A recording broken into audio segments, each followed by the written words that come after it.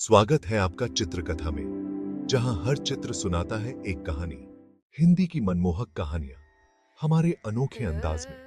चित्रकथा, कला और कहानियों का संगम। सासू माँ बदल गई।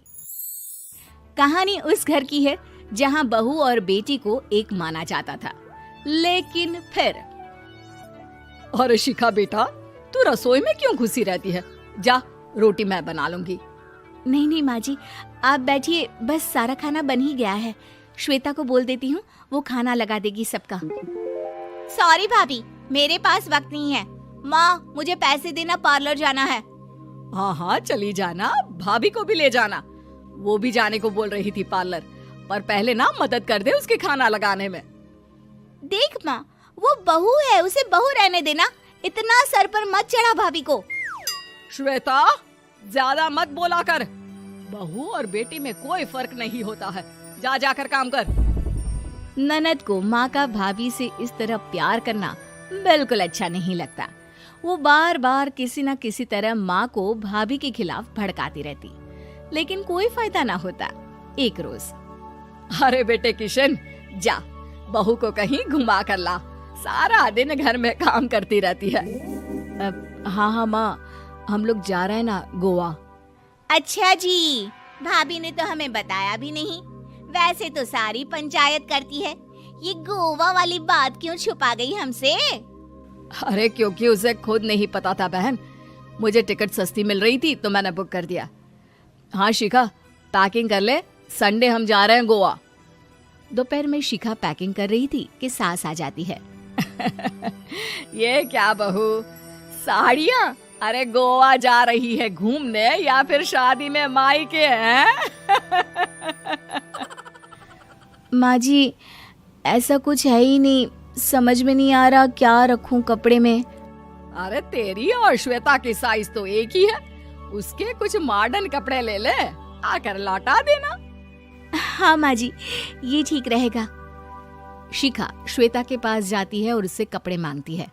ना जी ना, मैं अपने कपड़े ना दूं, वैसे भी फैल जाएंगे मेरे कपड़े, बहुत महंगे वाले हैं। शिखा मुंह लटकाकर कमरे में आ जाती है तो सास कहती है, चल तैयार हो जा, तुझे मैं शॉपिंग करा कर लाती हूँ गोवा की। बस फिर क्या था, सास बहू निकल जाते हैं मार्केट और एक से बढ़कर एक ड्रेस खरीद कर घर आते हैं। पहले बता देती कि नए कपड़े दिलाने वाली है भाभी को, तो मैं अपने ही दे देती ना भाभी को, मुझे दिला देती नए कपड़े। देख श्वेता, परिवार का मतलब सबके साथ रहना होता है, ना कि सिर्फ अपना सोचना। वैसे भी तुझे अच्छे संस्कार सीखने चाहिए। और रही बात कपड़ों की, तो शिखा, आज से घर पर भी तू मॉडर्न कपड़े ही पहनेगी। कोई जरूरत नहीं है ये साड़ी वाड़ी लपेटने की। अब क्या था, घर पर श्वेता और शिखा एक जैसे रहते।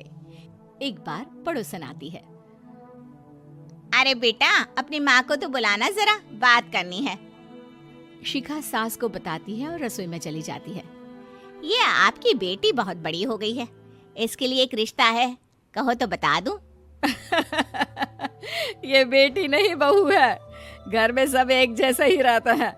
वैसे मेरी बेटी भी बड़ी हो गई है, कोई रिश्ता हो तो जरूर बताना। पड़ोसन रिश्ता लेकर उन लोगों के घर आती है। तब श्वेता की होने वाली सास कहती है, तो ये घर है, कितने मंजिल का है? और ये बहू ने आपकी क्या पहन रखा है, जीन्स टॉप? अरे भाई, साड़ी वाड़ी नहीं है क्या इसके पास? देखिए, सर्दी है तो साड़ी में बहू कैसे मैनेज करती, वैसे पहनती है साड़ी भी। देखिए, हम लोग ठहरे पैसे वाले लोग, कोई कमी नहीं है हम लोगों के पास पैसों की, बहुत पैसे हैं, जमीन, नौकर चाकर, कार, सब कुछ है, लेकिन घर में संस्कारी बहू चाहिए। समझ रही हैं ना आप? सास कुछ कहती कि श्वेता बोल पड़ती है, हाय रे, नौकर चाकर से लेकर जमीन, कार, पैसा, हाँ हाँ, मुझे रिश्ता मंजूर है, मंजूर है मुझे। अरे रुक जा श्वेता, मैं बात कर रही हूँ ना। देखिए, हम लोगों के घर इतनी आजादी नहीं मिलेगी। अरे हाँ कर देना माँ, हाँ कर दे जल्दी से। सास क्या करती, बेटी की शादी ऐसे घर में कर देती है जहाँ ना उनके विचार मिलते हैं और ना ही आचार। शादी के बाद एक रोज फोन पर, श्वेता बेटा, एक बार घर आ जा, बहुत दिल करता है तुझे देखने का। माँ वो घर पर बहुत काम होता है, कैसे आऊँ? बड़ा घर है लेकिन आने जाने वालों की लाइन ही लगी रहती है। बेटा मैं तो जानती थी उस घर का हाल, लेकिन तू ही नहीं मान रही थी। माँ देख, हर घर का यही हाल है। तेरी बेटी को यहाँ घूंघट हटाने की परमिशन नहीं है और एक तरफ भाभी स्कर्ट पहनकर घूम रही है। बेटा मुझे क्या पता था कि मेरी बेटी को ससुराल के नाम पर पिंजरा मिल जाएगा। अच्छा माँ, फोन रखती हूँ, सास को गर्मा गर्म रोटी खिलानी है। तुम लोगों की तरह नहीं कि एक रोटी बनाओ, एक सब्जी बनाओ, फिर सारा दिन फ्री होकर घूमो। सास फोन तो रख देती है, लेकिन सोच में पड़ जाती है कि एक तरफ बेटी जिसे कोई आजादी नहीं, वहीं दूसरी तरफ बहू जिसे देखकर लगता ही नहीं कि उसकी शादी भी हुई है। अगले रोज। शिखा, अरे ओ शिखा। हाँ माँ, क्या हुआ? कुछ चाहिए आपको? मैं जिम जा रही थी। जिम के कपड़ों में बहू को देखकर सास को घूंघट में अपनी बेटी का ख्याल आता है। देख बहू, घर में बहू की तरह रहा कर। इतने टाइट कपड़े पहनकर जिम जाना पसंद नहीं मुझे। जा जाकर रोटी बना। रोटी? माँ अभी तो शाम के 6 बजे हैं, इस वक्त रोटी? अब क्या मेरे खाने पीने पर भी पहरा है? अरे जब मर्जी तब मैं अपने घर में खा भी नहीं सकती क्या? बहू को अजीब लगता है। वो समझ नहीं पाती कि जो सास कल तक इतनी सपोर्टिव थी, उन्हें अचानक से क्या हो गया। वो किचन में जाती है, गरम रोटी के साथ 2 तरह की सब्जी, रायता, सलाद सब लेकर सास के पास आती है। माँ जी, खाना। इतना सारा खाना? राक्षस समझा है क्या मुझे? रोटी मांगी थी मैंने गर्मा गर्म बस। पर माँ जी, रोटी खाती किससे आप? सब्जी तो बनानी थी ना। अरे भूख मर गई मेरी तेरी बहस से। जा जाकर काम कर, अंदर पूरी रसोई साफ कर। बहू अंदर चली जाती है। थोड़ी देर में श्वेता घर आती है। अरे शिखा, जल्दी से चाय ला, पकवान बना, मेरी बेटी आई है। अरे नहीं नहीं माँ, ड्राइवर बाहर खड़ा है। मैं तो घर का कोई सामान खरीदने के बहाने यहाँ आ गई हूँ, मुझे जाना होगा। अरे बेटा, पर कितने दिनों बाद देख रही हूँ तुझे, रहने आ जाना 2-4 दिन के लिए। आ जाऊंगी माँ, जब मेरी सास मरेगी तब। मैं तो रोज मन्नत मानती हूँ कि मेरी सास मर जाए तो अच्छा है। अच्छा चल, जा रही हूँ माँ। हे भगवान, कैसे कैसे दिन देखने पड़ रहे हैं मेरी बेटी को। सास अंदर जाती है, जहाँ श्वेता की जिम वाली सहेली का फोन आया होता है।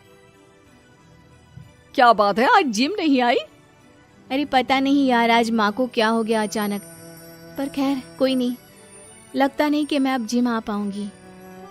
शिखा स्पीकर पर बात कर रही थी, जिसे सास सुन रही थी। यार ये सास ना होती ही ऐसी है।